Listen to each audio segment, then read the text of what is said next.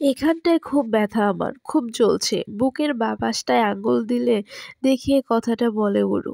কথাটা যে তার মতো করে আরো কেউ একজনের বুকে ব্যথার কারণ হবে তা সে বুঝেনি।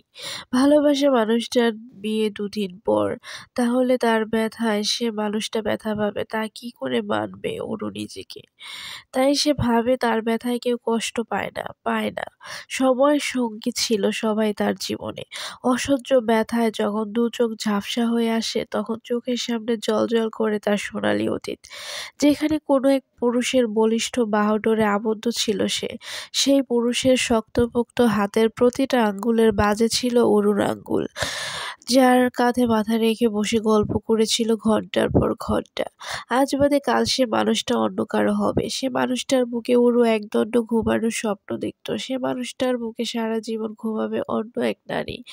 দখল হয়ে যাবে অন্য কারো নামে। ইস কি কষ্ট, এসব ভাবা যায়?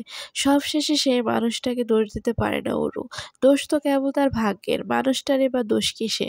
তার তো বিয়ের বয়স হয়েছে, তার মা অসুস্থ, তার উপর মানুষটা দেশ ছেড়ে চলে যাবে। এ সময় তো বিয়ে করে একজনকে বাড়িতে রেখে যাওয়া দরকার। দোষ তো অরুর। সে পারেনি পরিবারে নিজের ভালোবাসার কথা বলতে।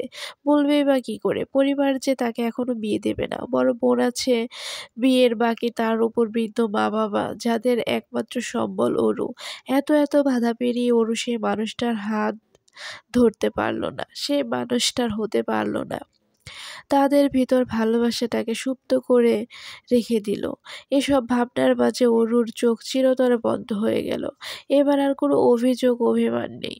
আর বলবে না আমার কষ্ট হয়, আর কখনো কারো বিরক্তির কারণ হবে না।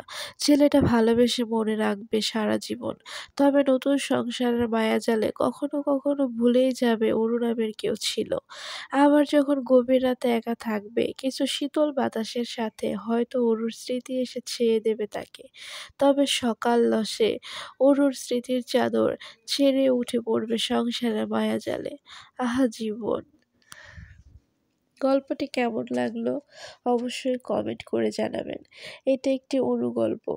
যদি আপনারা কমেন্ট করেন, যদি আপনাদের ভালো লাগে তাহলে আরো নতুন গল্প দিতে উৎসাহিত হব।